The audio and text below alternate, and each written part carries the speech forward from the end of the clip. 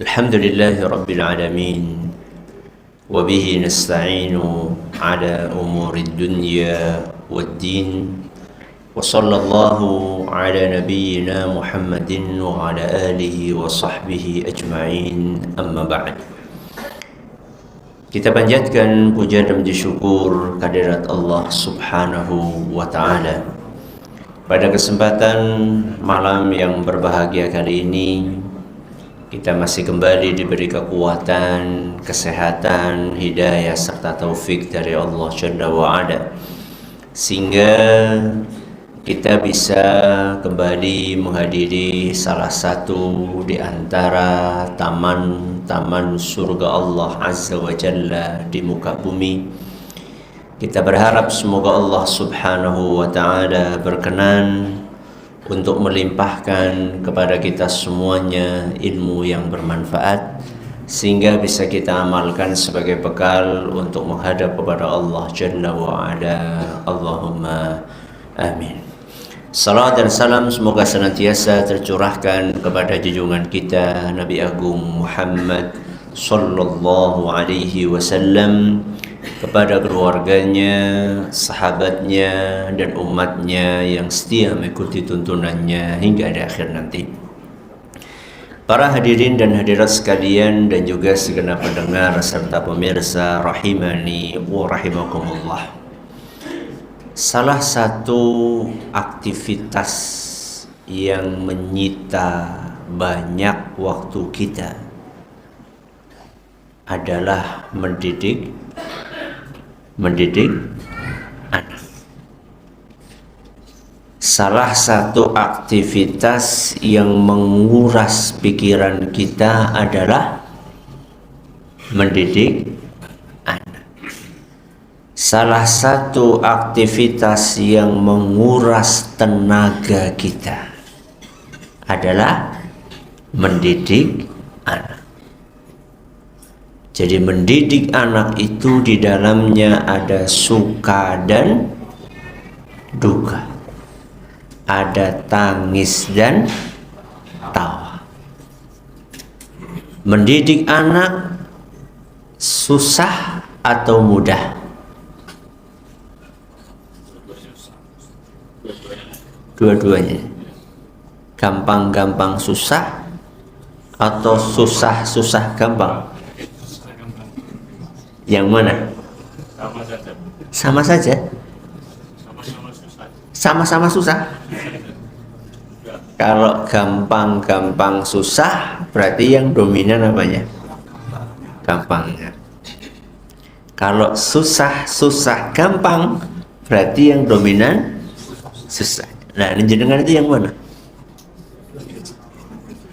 Jenengan itu ketika mendidik anak, dominan susahnya apa dominan gampangnya? Gampang, Masya Allah. Kok bisa ada yang menjawab gampang dan ada juga yang menjawab susah? Kok bisa? Jadi menjawab pertanyaan yang ada di judul pengajian kita. Apa judul pengajiannya? Mendidik anak mudah atau susah? Jawabannya bisa berbeda-beda. Kenapa? Karena orang yang ditanya beda. Karena kondisi yang dialami beda. Antara satu orang tua dengan orang tua yang lainnya mengalami kondisi yang berbeda-beda. Apa mesti yang anaknya satu lebih gampang ngurusi daripada yang anaknya 10? Mesti atau tidak? Belum tentu. Bisa jadi yang anaknya 10 lebih susah daripada yang anaknya 1. Iya. Logis ya.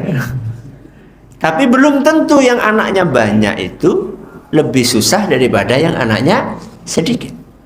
Tapi satu hal yang harus kita pahami, bahwa mendidik anak itu aslinya mudah. Kenapa? Mendidik anak itu aslinya mudah. Jadi harus ada kata apa? Aslinya. Hukum asal, yaitu aslinya. Secara asal mendidik anak itu adalah mudah. Pertanyaannya, apa alasannya? Kenapa mendidik anak itu aslinya mudah? Pertama alasannya, karena pendidikan anak itu bagian dari syariat Islam. Apa alasan yang pertama? Karena mendidik anak itu bagian dari syariat Islam. Dan kita tahu persis bahwa syariat Islam itu mudah atau susah? Mudah. Karena mendidik anak adalah bagian dari syariat Islam dan syariat Islam itu mudah, maka apa kesimpulannya? Mendidik anak mudah karena itu bagian dari syariat Islam. Apa kata Rasulullah sallallahu alaihi wasallam dalam sebuah hadis yang diriwayatkan oleh Imam Al-Bukhari, "Inna dina yusrun." Inna dina yusrun. Sesungguhnya agama ini mudah. Agama apa? Agama Islam. Dan mendidik anak salah satu bagian dari ajaran Islam. Maka kalau ajaran Islam secara garis besar mudah, maka varian-varian yang ada di dalamnya pun, ya, poin-poin yang ada di dalam ajaran Islam pun juga akan terkena imbas dari mudahnya syariat Islam. Apa alasan yang pertama? Karena mendidik anak bagian dari syariat Islam. Alasan yang kedua, kenapa aslinya mendidik anak itu mudah? Karena Allah subhanahu wa ta'ala telah memberi kita modal. Apa alasan yang kedua? Karena Allah subhanahu wa ta'ala telah memberi kita modal. Modal untuk apa? Modal untuk mendidik anak. Ya, lebih gampang mana? Berusaha tanpa modal atau berusaha modal sudah siap? Lebih mudah mana? Modalnya sudah siap. Dan Allah azza wa jalla sudah kasih kita modal untuk mendidik anak kita. Apa modalnya Ustadz? Modalnya satu, panduan. Kenapa? Panduan. Dua, tabiat baik. Berapa modalnya? Dua. Apa yang pertama? Panduan. Yang kedua, tabiat baik. Jadi ketika Allah azza wa jalla mewajibkan kita para orang tua untuk mendidik anak-anak kita, Allah subhanahu wa ta'ala tidak dalam tanda kutip lepas tangan, enggak. Tapi sama Allah azza wa jalla kita dikasih panduan. Begini loh caranya mendidik anak. Kalau ketemu sama anak yang susah caranya kayak gini. Kalau ketemu sama anak yang sudah besar caranya kayak gini. Kalau anak itu masih kecil caranya kayak gini. Dikasih panduan secara detil di dalam Al-Quran dan Sunnah Nabi kita Muhammad sallallahu alaihi wasallam. Dan panduan itu mesti benar. Kenapa? Mesti benar. Berbeda dengan panduan-panduan yang dibikin oleh orang biasa. Hasil dari renungan, hasil dari pengalaman satu orang dengan orang yang lain itu beda. Kalau panduan yang ada di dalam agama kita adalah panduan yang didasarkan di atas dalil Al-Quran dan hadis Nabi kita Muhammad sallallahu alaihi wasallam yang mesti benar. Bukan hanya mesti benar, tapi sudah terbukti menghasilkan manusia-manusia istimewa. Contoh misalnya, di antara sahabat Nabi SAW ada seorang anak muda yang belajar bahasa asing hanya dalam 17 hari. Siapa itu? Siapa? Ya udah, saya tambahi, bukan hanya sekedar bahasa asing, bahasa Ibrani. Hanya dalam 17 hari. Siapa namanya? Hah? Kok sepi? Hah? Siapa? Supe. Namanya adalah Zaid. Nah, Zaid bin siapa? Zaid banyak loh. Zaid bin siapa? Hah? Betul. Zaid bin Thabit. Berapa hari? 17 hari. Bahasa Ibrani itu bahasa apa toh? Bahasa Yahudi. Bahasa Yahudi. Lebih susah mana? Bahasa Ibrani atau bahasa Inggris? Ibrani. Bahasa Inggris itu kan aksaranya apa? Aksaranya, hurufnya itu masih sama dengan bahasa Indonesia. Bahasa Ibrani enggak sama. Bahasa planet. Ya, kayak Hana Caraka, Data Sawala, ya, Hono Coroko, Doto Saworo. Terus apa? Apa? Mogo Bodongo, Podo, Joyono. Ya, masih ingat ya? Anak kita sekarang udah pada nggak kenal ya. Ya, Hono Coroko. Itu kan hurufnya sudah berbeda kan ya, dibandingkan A, B, C, D. Bahasa Ibrani itu kayak gitu. Kalau jenengan ngelihat tulisan Israel itu ya, huruf-hurufnya, itu kita nggak tahu ini huruf apa. Itu dipelajari oleh Zaid bin Thabit, seorang anak kecil. Seorang anak kecil hanya dalam berapa? 17 hari. Kita belajar bahasa Inggris berapa hari? Coba, dari SD kita sudah belajar bahasa Inggris belum? Sudah. Berapa tahun? 6. Tambah SMP berapa tahun? 3. Tambah SMA berapa tahun? 3. Sudah berapa ini? Berapa? 12 tahun. S1 ya, belajar bahasa Inggris lagi enggak? Iya. Tambah berapa? 4. Itu kalau 4 tahun. Ada yang sampai 12 tahun kan S1 nya kan? 12 tambah 4 berapa tadi? 16 tahun. Setelah 16 tahun belajar bahasa Inggris, bisa apa? I love you. Bayangkan Zaid bin Thabit, ya, seorang anak kecil yang dididik oleh Rasul SAW dengan panduan Islam, belajar bahasa Ibrani hanya dalam 17 hari. Terbukti. Bukan hanya masalah belajar bahasa saja. Sahabat Nabi SAW baru berumur 18 tahun sudah menjadi panglima perang melawan Romawi. Siapa?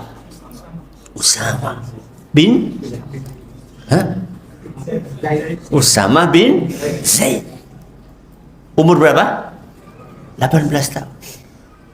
Anak egolo kalian jenengan 18 tahun bisa apa?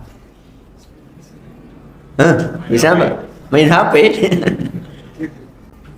Itu salah satu bukti bahwa pendidikan, ilmu panduan mendidik anak di dalam agama kita itu sudah terbukti menelurkan dan menghasilkan anak-anak yang hebat.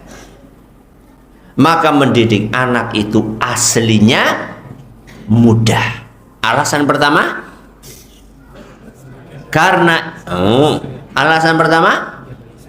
karena mendidik anak bagian dari syariat Islam, dan syariat Islam itu ciri khasnya mudah.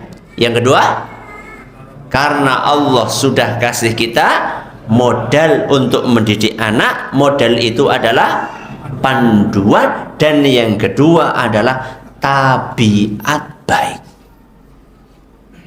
Setiap bayi yang dilahirkan ke muka bumi ini oleh Allah Subhanahu wa ta'ala sudah dimodali tabiat baik.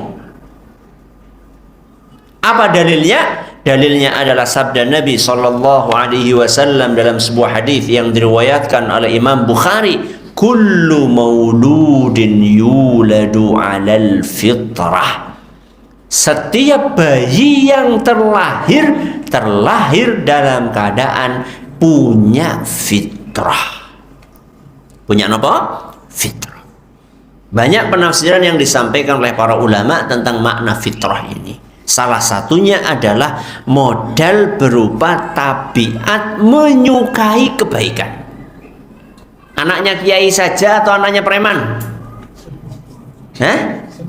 Semuanya. Karena Nabi SAW mengatakan kullu mauludin, setiap bayi, nggak peduli siapa bapaknya, siapa ibunya, nggak peduli bayi ini terlahir di lingkungan yang seperti apa, pokoknya asal bayi lahir, mesti dia terlahir dalam keadaan di atas fitrah, menyukai kebaikan.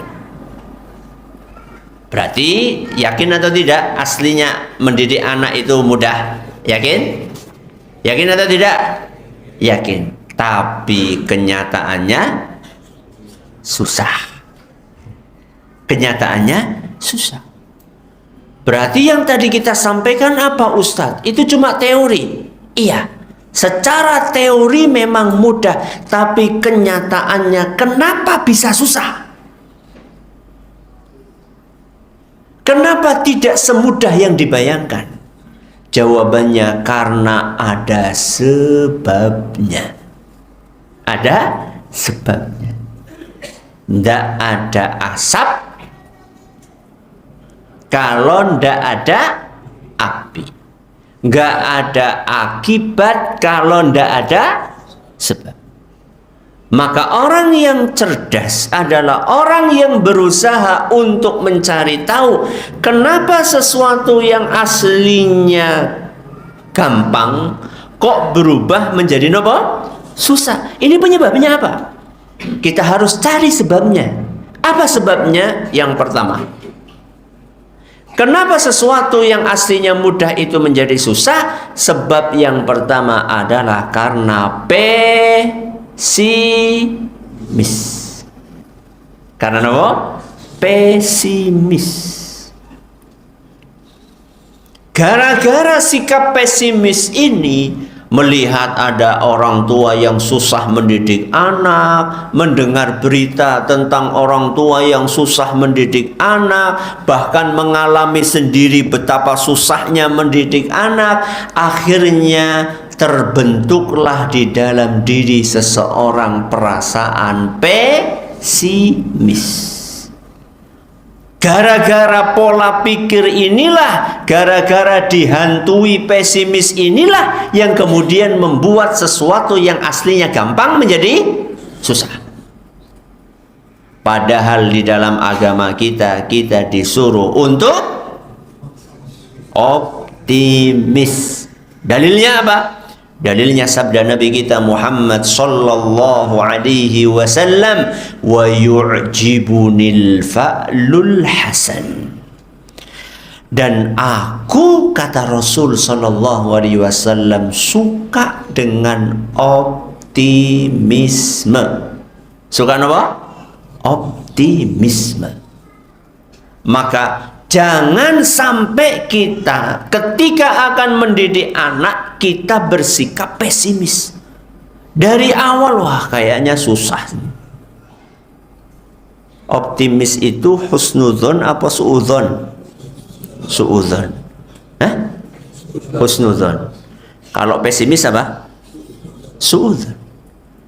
Kalau kita optimis berarti kita husnudzon sama siapa? Allah. Kalau kita pesimis berarti kita suudzon sama siapa? Sama Allah. Ana inda dhanni abdi bi. Kata Allah Azza wa Jalla dalam hadis qudsi, aku terserah bagaimana hambaku berprasangka kepadaku. Jadi Allah Azza wa Jalla itu akan memberikan takdir kepada kita bagaimana kita berprasangka kepada Allah. Kalau prasangka kita kepada Allah baik, maka apa yang ditakdirkan? Baik. Tapi kalau kita berprasangka buruk kepada Allah, maka yang ditakdirkan Allah pun juga buruk. Maka perhatikan, ketika kita akan mengajak anak kita sholat, optimislah anak ini bakalan mau sholat. Jangan, wah kayaknya susah. Kalau sudah kayaknya susah, apa akibatnya? Susah bener. Makanya besok pagi bangunin anak gimana? Optimis. Ya, optimis apa? Mudah. Ya, besok ya pas mau bangunin anak, optimis. Besok ini anaknya insya Allah gampang dibangunkan. Tapi optimis itu beda dengan bonek. Apa bonek? Bondo nekat. Beda kan lo ya? Antara optimisme dengan bondo nekat. Kalau optimisme itu ada ukurannya, betul-betul terukur. Perasaan ini terukur. Caranya terukur bagaimana? Supaya gampang bangun berarti harus ada usahanya. Apa kalau malam-malam usahanya? Disuruh tidur lebih awal. Jadi jangan optimis besok bangun, anak dibiarkan pegang HP sampai jam ya? Sampai jam 2. Ya susah bangun. Maka harus optimis tapi bukan bonek. Ya, optimis yang bukan bonek. Begitu jam berapa biasanya? Anak jenengan itu HP-nya diambil jam berapa? Enggak diambil? Masya Allah. Yo pantas angel tangi nih. Ya. Jam 9 misalnya. Ya. HP sudah diambil. Ayo nak, waktunya istirahat. Nah, itu optimis. Besok jangan lupa nak wudu dulu. Ya, itu namanya usaha. Ya, wudu dulu, HP-nya diambil, kemudian baca doa sebelum tidur. Jangan lupa doa sama Allah Azza wa Jalla supaya dimudahkan. Jenengan juga sama. Ya, jangan anaknya HP-nya diambil, bapak ya, malah tulanan HP yo berdoa. Jadi ini sebab yang pertama kenapa yang awalnya gampang jadi susah, gara-gara yang pertama apa? Pesimis. Yang kedua, apa yang menyebabkan orang mendidik anak yang awalnya gampang menjadi susah? Yang kedua, karena tidak belajar. Apa yang kedua? Karena tidak belajar. Jadi ketika ada siswa dikasih soal ujian, mereka mengatakan sulit, itu kemungkinan pertama memang pertanyaannya sulit, atau kemungkinan yang kedua anaknya ndak belajar. Jenengan yang mana? Jenengan yang mana? Yang kedua. Oh. Bukan karena pertanyaannya yang sulit, karena memang ndak belajar. Sebagian orang tua mengeluhkan saya susah mendidik anak karena dia nggak belajar. Apakah pendidikan anak itu ada ilmunya yang bisa dipelajari? Ada atau tidak? Ada. Ya, ada. Saya punya pengajian sejak tahun 2010. Sekarang 2000 berapa? 2024. Berarti sudah berapa tahun? 14 tahun. Belum selesai pengajian. Judulnya Fikih Pendidikan Anak. Sudah berapa tahun? 14 tahun. Belum selesai pembahasan tentang fikih pendidikan anak. Jadi ini tuh ilmu yang harus dipelajari. Maka orang tua bisa jadi dia mengeluhkan kenapa susah mendidik anak, karena dia nggak belajar, nggak mau baca, nggak mau dengerin, nggak mau hadir pengajian. Padahal salah satu modal terbesar kita agar kita bisa sukses mendidik anak adalah kita punya ilmu tentang hal tersebut. Lah wong nggak pernah belajar kok mengatakan susah, ya wajar susah, wong nggak pernah belajar. Maka sebab yang kedua yang mengakibatkan kenapa ada orang yang kesulitan mendidik anak adalah karena tidak belajar. Sebab yang ketiga, modal dari Allah disia-siakan. Apa sebab yang ketiga? Modal yang diberikan oleh Allah diapakan? Disia-siakan. Apa tadi modalnya, masih ingat? Apa coba? Panduan sama apa? Tabiat baik. Panduannya nggak pernah dipelajari, tabiat baiknya diabaikan. Yo salah dewe, salah sendiri. Ya. Saya kasih contoh misalnya. Ada nggak di antara kalian yang bangunin anak itu susah? Anaknya dibangunin susah? Ada? Ada? Ada atau banyak? Banyak. Sejak kapan anak itu susah bangun? Sejak kapan? Sejak pertama? Tidak mungkin. Sejak kenal HP. Oke. Ketika anak itu masih kecil, belum kenal HP, masih umur 4 tahun, 5 tahun, 6 tahun, belum kenal HP, atau masih di bawah umur 3 tahun, bangunnya kasih nggak? Jenengan sih memperhatikan nggak sih? Punya anak dah. Anak jenengan itu dulu bangunnya kasih apa enggak? Kasih enggak? Jam berapa? Jam 8. Jam 8 kok kasih? Jam berapa? Jam 3. Ada yang bangun jam 2.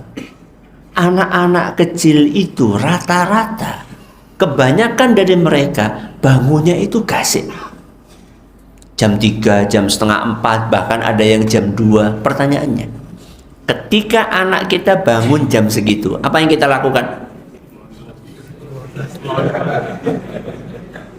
Dikeloni nih, betul kan? Disuruh tidur lagi. Berarti tabiat baik itu siapa yang mematikannya? Bapaknya apa ibu nih? Bodoh ae. Yo bapaknya yo ibu ayo le, masih ngantuk bapak le, ya tidur lagi yuk. Padahal dia ini sudah disetting sama Allah Azza wa Jalla, bangun kasih. Itu tabiat. Apakah besok ya anak bangunnya gasik lagi? Besok masih gasik. Tapi karena selama berbulan-bulan, bertahun-tahun setiap bangun gasik selalu dikeloni, disuruh tidur lagi, lama-lama modal dari Allah Azza wa Jalla itu rusak. Berarti yang salah siapa? Siapa yang salah? Ya orang tuanya. Siapa lagi kalau bukan orang tuanya? Yang paling bertanggung jawab dengan perubahan tabiat baik itu adalah orang tuanya. Lah terus bagaimana sikap kita, Ustadz? Sikap kita ketika kita dikasih modal oleh Allah Azza wa Jalla berupa tabiat baik itu, pertahankan. Bahkan kalau bisa dikembangkan. Loh Ustadz, tapi kan ngantuk Ustadz. Ya harus dipaksa. Bukankah kita sebagai orang tua perlu memberikan contoh yang baik buat siapa? Buat anaknya. Ada nggak di antara jenengan anak itu bangun jam 3, jenengan sudah siap menyambut dengan senyuman, sudah pakai baju koko, istrinya sudah pakai ruku, begitu anaknya bangun ngelihat bapaknya lagi sholat, ibunya lagi baca Quran, wonten? Kok sepi? Wonten apa mboten? Nggak ada? Ada? Masya Allah. Jangan angkat tangan. Ya, jangan angkat tangan. Takut riak. Apa memang nggak ada yang angkat tangan? Ya, pertahankan. Ya tapi capek. Ya memang seperti itu yang namanya resiko punya anak. Bagaimana usaha supaya nggak capek? Ya tidurnya yang kasih. Kan diajarkan sama Nabi kita Muhammad sallallahu alaihi wasallam. Kana sallallahu alaihi wasallam yakrahu an-nauma qabla al-isya wal haditha ba'dahu. Rasulullah sallallahu alaihi wasallam itu ndak suka tidur sebelum isya dan ngobrol sesudah isya. Apa? Rasulullah SAW tidak suka apa? Tidur sebelum isya dan ngobrol setelah isya. Ustaz, katanya Rasulullah SAW itu sebelum tidur bercengkerama, ngobrol ringan sama istrinya. Iya, akan tetapi tidak sampai apa? Larut malam. Makanya kata Imam Ibnul Qayyim rahimahullah, waktu yang terbaik untuk tidur adalah awal malam. Awal malam berarti habis isya. Dan waktu yang paling buruk untuk tidur adalah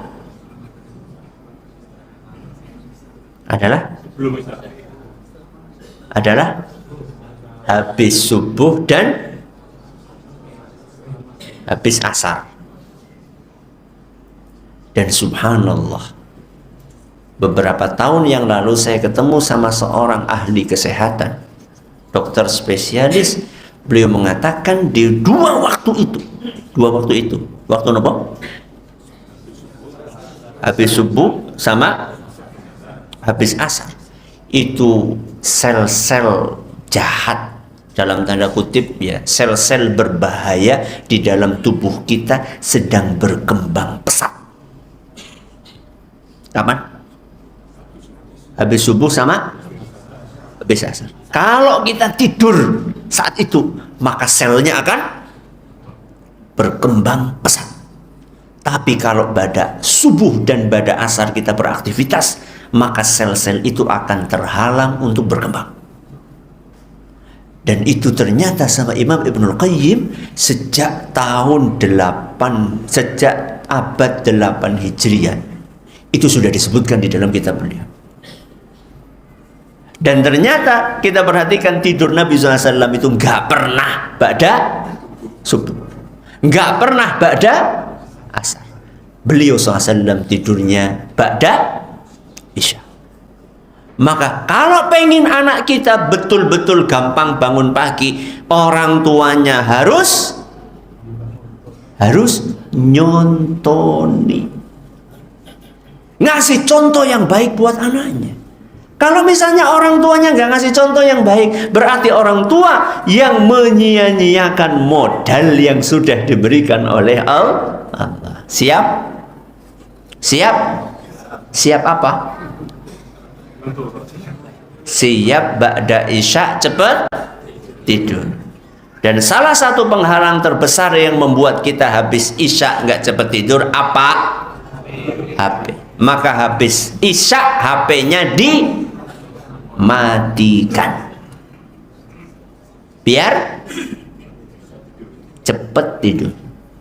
Dan itu mengamalkan firman Allah Azza wa Jalla, wa ja'alna al-laila libasa wa ja'alna an-nahara ma'asya. Malam itu waktunya istirahat, siang itu waktunya aktivitas. Dah, ini sebab yang keberapa? Sebab yang ketiga. Kita ulangi. Apa yang pertama? Pesimis. Yang kedua, tidak belajar. Yang ketiga, modal dari Allah disia-siakan. Yang terakhir,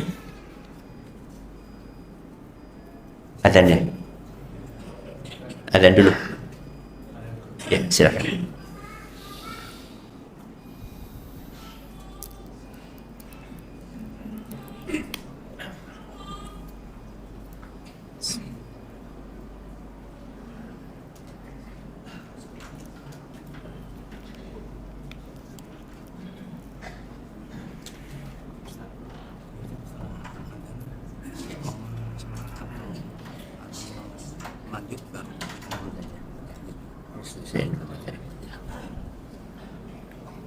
Allahu Akbar, Allahu Akbar.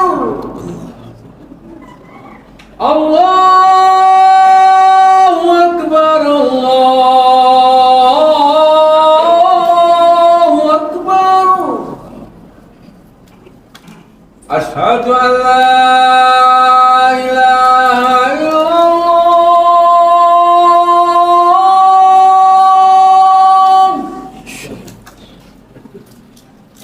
Asyhadu an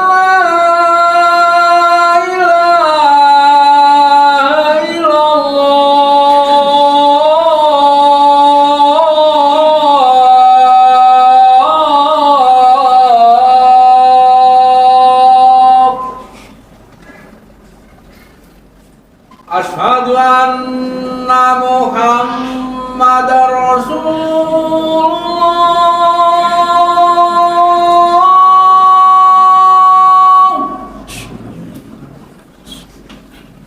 Asyhadu anna Muhammadar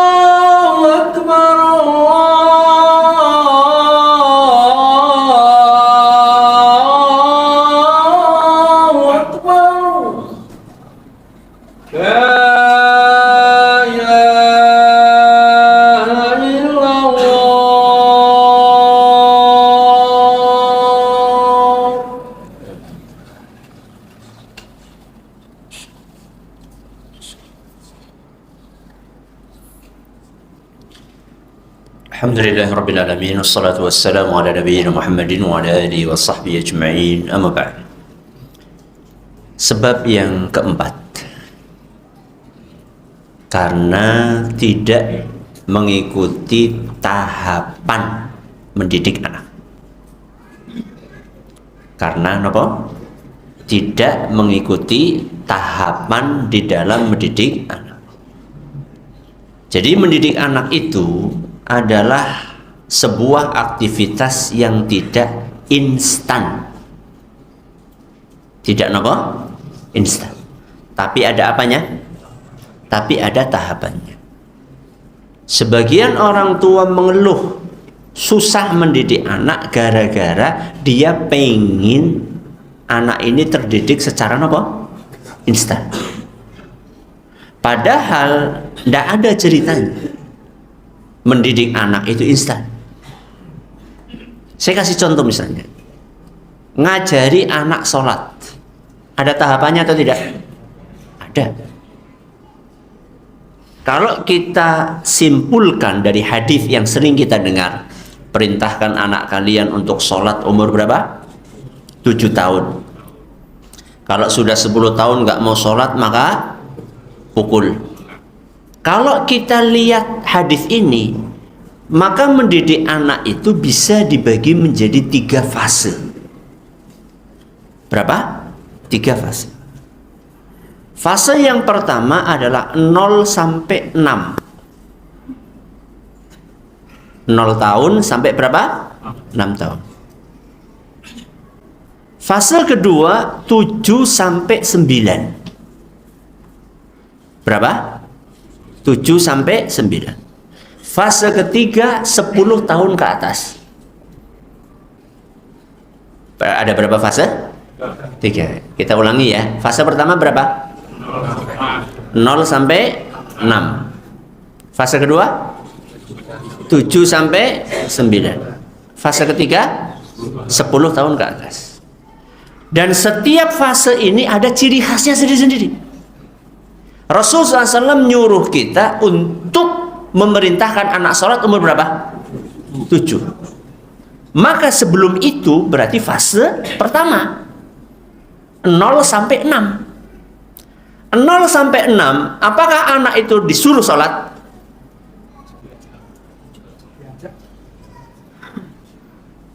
Kalau 0 sampai 6 itu anak cukup dicontoni sholat. Dinopo? Contoni. Siapa yang nyontoni? Ya siapa lagi kalau bukan bapak dan ibu. Makanya kita ini afdolnya sholat di mana?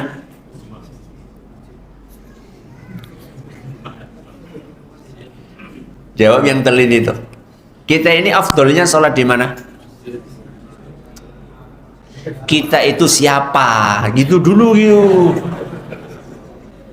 Jadi jawab itu yang teliti. Kita ini afdolnya sholat di mana? Jenengan balas jawab tanya ke saya. Kita siapa Ustadz? Ya, laki-laki atau perempuan? Cukup sampai di situ telitinya? Enggak. Sholat apa Ustadz? Ya. Jadi latihan jawab itu pakai apa? Ketelitian. Jadi kita ini afdolnya sholat di mana? Kita siapa? Ya. Kemudian sholat apa? Ya. Kalau yang ditanya kita ini afdolnya sholat di mana? Kalau yang dimaksud dengan kita adalah ibu-ibu, maka afdolnya di rumah. Sholat apa? Ya sembarang. Ya fardu ya. Ya sunnah. Ya fardu ya sunnah, kecuali sholat Idul Fitri ya, sama Idul Adha ya. Kalau yang dimaksud kita ini adalah laki-laki, maka afdolnya nah gitu, tergantung sholatnya ya. Sholat fardu afdolnya di masjid, sholat sunnah afdolnya di rumah. Pertanyaannya, berarti kita ini sholat di rumah banyak atau sedikit? Banyak. Loh, sholat fardu itu cuma berapa? 5. Sisanya sholat sunnah. Dan semua sholat sunnah itu di mana? Di rumah. Kenapa? Salah satu hikmahnya adalah supaya anak kita itu begitu dia tengok kanan, tengok kiri, ngelihat bapaknya dan ibunya lagi sholat. Dan ingat, anak adalah peniru ulung. Kenapa? Peniru ulung. Apa yang dia lihat itulah yang akan ditiru. Maka kalau ada anak suka banget main HP, lanjutkan. Nah, karena itulah yang dia lihat dari orang tuanya. Bagaimana anak nggak suka banget dengan HP? Lawang ibunya berjam-jam nyusoni anake karo dolanan HP. Betul? Betul enggak? Emang jenengan nyusoni?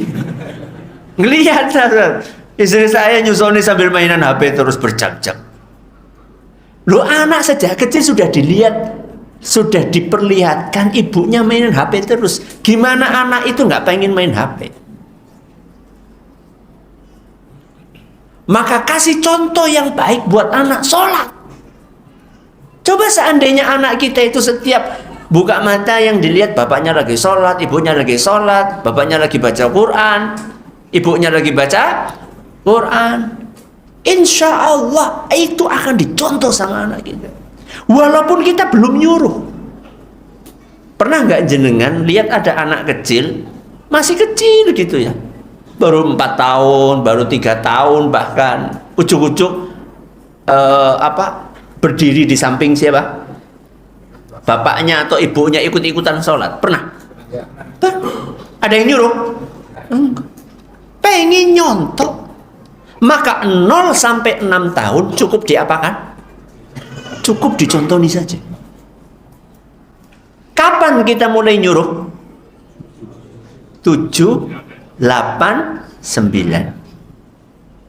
7, 8, 9. Dan kita nyuruh anak sholat di 3 tahun itu tidak boleh dengan kekerasan. Terus gimana Ustaz? Ya cuma sholat, sholat, gitu. Berarti boleh nggak dicewer? Nggak boleh, nggak boleh. Selama umur berapa tadi? 7 sampai 9. Apalagi umur 5 tahun. Ada sebagian orang tua saking semangatnya anak umur 5 tahun nggak mau sholat diapain? Dicewer. Salah. Ilmu dari mana itu? Kalau anak umur segitu sudah dikerasin, disuruh sholat, dicewer, bahkan dipukuli, akibatnya malah nanti anak akan menjadi fobi. Nopo fobi? Trauma dengan sholat. Anak itu baru disuruh untuk sholat umur 7 sampai 9 tahun. Dan nyuruhnya pun dengan cara yang halus. Berarti berapa kali kita suruh anak kita sholat? 3 tahun kali 5 kali 360. Berapa itu?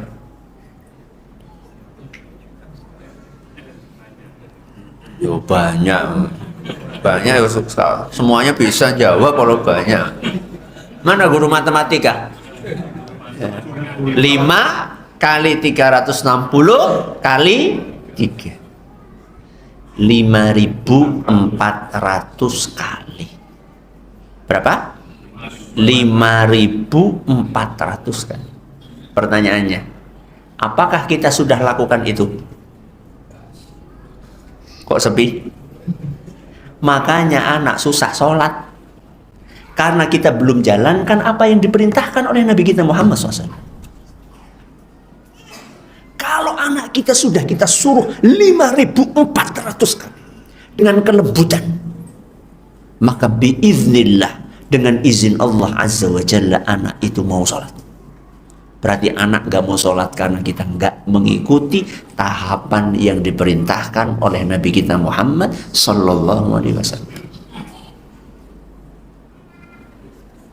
Dah, ini baru fase keberapa? Kedua. Ya. Berapa tadi? 7 sampai 9. Nah, fase yang terakhir berapa? 10 tahun ke atas. Baru itu boleh mukul. Dan biasanya kalau kita sudah jalankan 0 sampai 6 nyontoni, 6 tahun nyontoni, kemudian 3 tahun nyuruh dengan kelembutan berapa kali tadi? 5.400 kali. Biasanya kalau sudah umur 10 tahun mau sholat. Biasanya. Tapi kalau ternyata Allah takdirkan nggak mau sholat juga, baru boleh nopo? Mukul. Mukulnya pun ada aturannya. Jadi jangan sampai nanti besok ada anak biru-biru gitu. Loh, kenapa kamu habis gebuki sama bapak nggak sholat? Nggak seperti itu. Mukul anak pun ada aturannya. Saya pernah mengupas dalam 3 seri ya pengajian judulnya memukul anak pun ada aturannya. Saya sampaikan di situ sekurang-kurangnya ada 10 aturan memukul anak. Mulai dari alatnya yang digunakan untuk mukul apa, kemudian di area mana boleh dipukul, kemudian berapa kali maksimal boleh mukul, ya, niat mukulnya apa, ya. Ada sebagian orang tua niatnya mukul adalah untuk memuaskan nafsu. Beda nanti efeknya ketika mukul tujuannya mendidik dengan mukul tujuannya memuaskan nafsu, beda. Makanya alat yang direkomendasikan ya oleh para ulama kita adalah alat yang biasanya dipakai buat siwakan, ranting itu, ya, pernah lihat siwak? Ukurannya sekitar 1 pulpen, ya, 1 pulpen. Terbuat dari apa? Kayu? Bukan.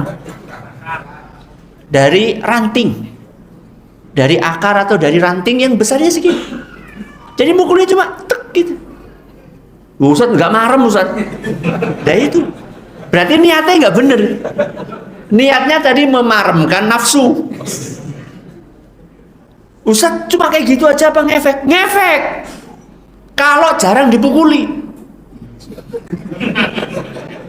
Berarti nggak ngefeknya karena apa? Sering dipukuli, dan mukulnya pakai kayu jati, pakai rotan, ya. Kan dorbatan ghaira mubarrihin, kata Nabi SAW, pukulan yang tidak meninggalkan bekas. Tidak bekas, pukulan itu nggak bekas. Apa mungkin Ustaz jenengan, ya, ada anak-anak itu saking hampir nggak pernah dikerasi, cuma dipegang ininya nih, apa? Cuma dipegang telinganya tok, cuma diginiin, nangis. Karena memang nggak pernah disakiti, nggak pernah dikerasi, baru cuma dipegang gini sudah nangis, sudah merasa bersalah. Loh, anak saya dipegang ini malah nggak Ustaz, ditarik-tarik pun tetap. Yo, karena sejak kecil sudah dia apa? Dijeweri terus. Berarti yang salah siapa? Orang tuanya lagi. Ya, jadi kesimpulannya, mendidik anak mudah atau susah? Aslinya mudah. Kenapa? Karena bagian dari syariat Islam. 2, karena Allah sudah kasih modal. Apa modalnya? Panduan dan tabiat baik. Kenapa yang mudah jadi susah? 1, pesimis. 2, nggak belajar. 3, karena apa? Modal dari Allah disia-siakan. Dan yang keempat, karena tidak mengikuti tahapan mendidik anak yang benar. Mohon maaf, ya, pertanyaan ditiadakan. Ya, karena kondisi yang lagi kurang fit, ya. Mudah-mudahan Allah berkahi ilmu yang kita pelajari ini. Terima kasih atas perhatiannya. Mohon atas segala kurangannya kita akhiri. Subhanakallahumma wa bihamdika asyhadu an la ilaha illa anta astaghfiruka wa atubu ilaik. Assalamualaikum warahmatullahi wabarakatuh.